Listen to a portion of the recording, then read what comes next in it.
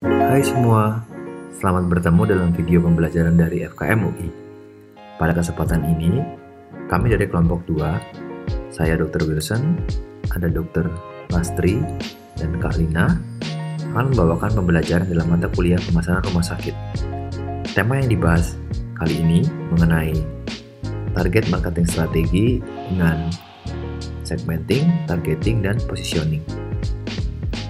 Kita sama-sama tahu, dalam kurun waktu 2010 sampai 2020, terjadi peningkatan jumlah rumah sakit sebanyak 80% di Indonesia, dari jumlah 1.600 hingga sekitar 3.000. Mayoritas yang menguasai pasar rumah sakit adalah rumah sakit swasta profit, di mana rumah sakit kelas C dan D meningkat lebih besar. Dengan tingginya persaingan rumah sakit, kita membutuhkan strategi marketing, keperluan menjaga eksistensi dan bisnis yang sustainable. Mampukah rumah sakit bertahan di tengah ketatnya persaingan dan pasar yang terus berubah-ubah? Kemudian bagaimana strategi yang tepat untuk rumah sakit menghadapi perubahan zaman agar tetap eksis dan dipercaya oleh masyarakat? Oleh karena itu, kami akan membahas mengenai teknik marketing strategi dengan segmenting, targeting, dan positioning atau disingkat STP. Yang pertama itu segmenting. Adalah proses mengklasifikasikan, menggolongkan semua target potensial produk yang akan dipasarkan. Mengapa segmentasi penting? Karena perusahaan akan lebih fokus dalam mengalokasikan sumber daya, membantu menghadapi perubahan pasar sebagai dasar dalam menentukan target market, dan kunci untuk mengalahkan kompetitor. Kemudian kita dapat melihat level dari segmentasi pasar, mulai dari yang terbesar yaitu pemasaran massal, kemudian pemasaran segmentasi, pemasaran niche atau ceruk, dan pemasaran mikro. Kita tahu pemasaran massal bertujuan menciptakan pasar potensial terbesar dengan biaya terendah yang pada akhirnya menghasilkan harga yang rendah dan margin yang lebih tinggi. Namun saat ini semakin terbelahnya pasar, media iklan yang semakin menjamur membuat semakin sulit dan semakin mahal untuk melakukan pemasaran secara massal. Maka banyak organisasi beralih ke pemasaran mikro. Untuk pemasaran segmentasi terdiri dari sekelompok pelanggan yang memiliki kebutuhan dan keinginan yang sama. Sedangkan untuk pemasaran niche atau ceruk, itu merupakan kelompok pelanggan yang secara lebih sempit mencari campuran manfaat yang khas.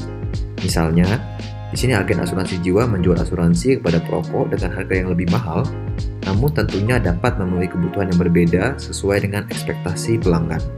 Kemudian untuk mikro marketing atau pemasaran mikro, merupakan pemasaran yang terfokus pada kebutuhan dan perilaku sebagian kecil populasi.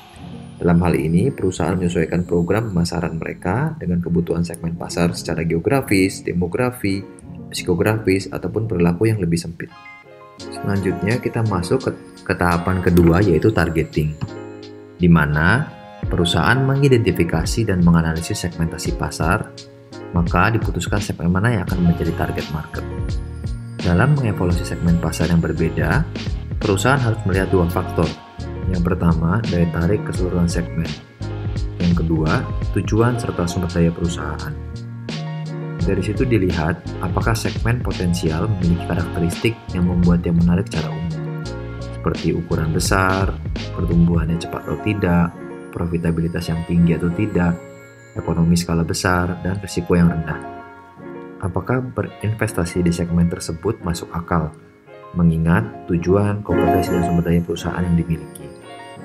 Karena beberapa segmen yang menarik mungkin tidak sesuai dengan tujuan jangka panjang perusahaan, atau perusahaan mungkin memiliki kekurangan satu atau lebih kompetensi yang diperlukan untuk menawarkan nilai yang superior.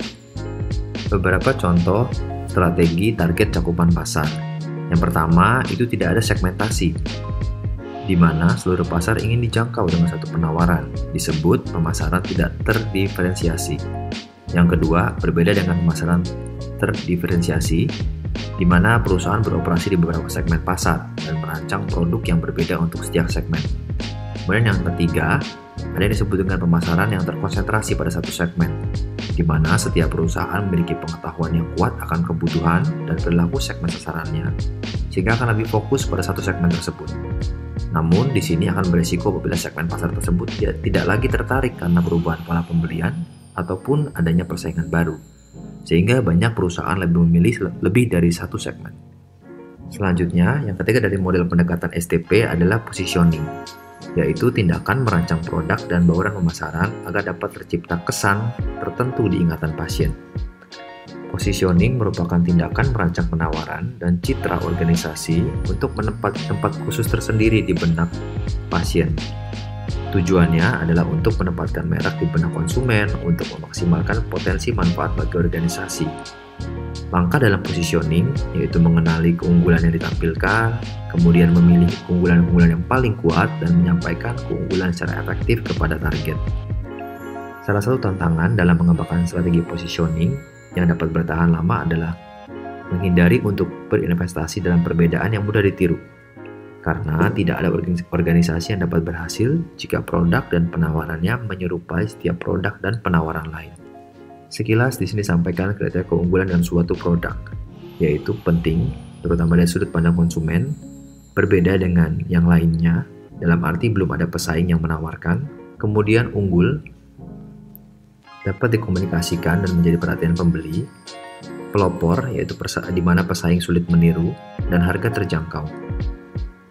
Langkah dalam mengembangkan strategi positioning, pertama, melakukan analisis pasar dengan melihat ukuran, komposisi, lokal, dan tren, sehingga dapat menganalisis segmen pasar.